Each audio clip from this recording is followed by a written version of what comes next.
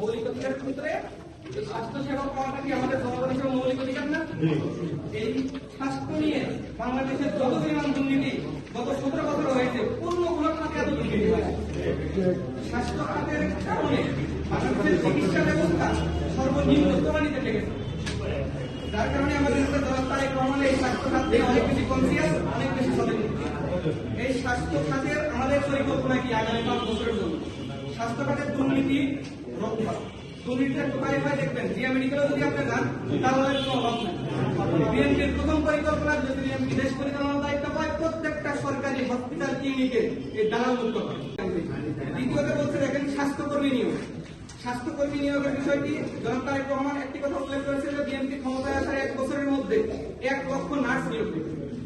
যদি নার্স বৃদ্ধি পায়, সরকারি মেডিকেল বলেন বা ক্লিনিকে বলেন, এখানে তো স্বাস্থ্যসেবা কমতি হওয়ার সুযোগ নাই। মেডিকেলে গেলে কি হয় যে আমরা রোগীর সংখ্যা এত পরিমাণ বেশি যে স্বাস্থ্যকর্মী নেই। যদি স্বাস্থ্যকর্মীকে নিয়োগ দেওয়া হয়, আশা করছি এই সমস্যার সমাধান হবে। এবার দেখেন আরেকটি কথা উল্লেখ করছে মহানগর জেলা শহরের স্বাস্থ্যসেবা। আপনারা জানেন যে আমাদের ইউনিয়ন পর্যায়গুলোতেও কিন্তু প্রাথমিক স্বাস্থ্য কেন্দ্র আছে, তো সেখানে আলাদা অবস্থা ওষুধ পাওয়া যায়। জনাব তারেক রহমানের পরিকল্পনা এরকম যে প্রত্যেকটা ইউনিয়নে যে প্রাথমিক স্বাস্থ্য কেন্দ্রগুলো আছে, এখানে মানে যেটা আমাদের কি বলা হয় প্রাথমিক চিকিৎসা, যেটা যেমন ধরেন ব্লাড প্রেশার, ডায়াবেটিস, সামান্য জ্বর সর্দি, এগুলোর ওষুধ 24 ঘন্টা রাখা এবং নিয়মিত একজন ডাক্তারকে ওখানে রাখা, এটা আমাদের জাতীয়তাবাদী দল বিএনপির পরিকল্পনা। সেই সাথে আপনারা জানেন যে মা এবং শিশুর পূর্ণাঙ্গ যে স্বাস্থ্য সেবাটা আছে, এই জিনিসটা যদি একটু নোট করেন দেখবেন যে আমাদের বাংলাদেশের বর্তমান যে বিষয়টা উঠে আসছে, বিশেষ করে উপজেলাতে, কোন মা যদি প্রেগনেন্ট থাকে তার প্রথম শর্তে তাকে সিজার করতে হবে। বাচ্চা কনসিভ করার পর তার পরিকল্পনা চলে আসে বা টেনশন চলে আসে, আমার সিজার করতে 40,000 টাকা চলে যায়।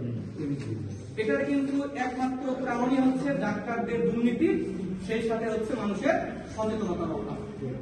আমাদের নেতা জনাব তারেক রহমান পরিকল্পনা করছে প্রত্যেকটি উপজেলায় যে উপজেলা কমপ্লেক্স আছে, এখানে নিরাপদ ভাবে যেন সন্তান প্রসব করতে পারে এই ব্যবস্থা করা। এখন এটা মুখে বললেই তো হবে না, ডাক্তার তো লাগবে, ফ্যাসিলিটি তো লাগবে।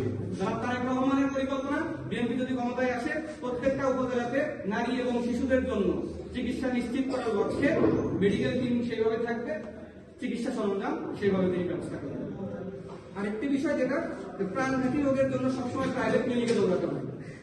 প্রাণঘাতী রোগ যেগুলো হইতে পারে, সেটা আপনার ক্যান্সার, বড় বড় যে অসুখগুলো থাকে বা বড় অপারেশন, মেজর অপারেশন যদি হয়, তাহলে কিন্তু আসলে প্রাইভেট হসপিটালে আমাদের চাইতে হবে। কারণ প্রাইভেট হসপিটালে যাওয়া মানে এখানে খরচ অনেক বেশি। বাংলাদেশে যতগুলো ক্লিনিক বাংলাদেশে রয়েছে, তাদের সাথে সরকারের সরাসরি একটা কম্বিনেশনের মাধ্যমে প্রাইভেটকেই আধা সরকারি বানায় নিচ্ছে। প্রাইভেট কোম্পানি যেগুলো আছে তাদের সাথে কোলাবোরেশনের মাধ্যমে আধা সরকারিতে রূপ দিয়ে স্বাস্থ্যসেবা সুনিশ্চিত করার চেষ্টা করছে।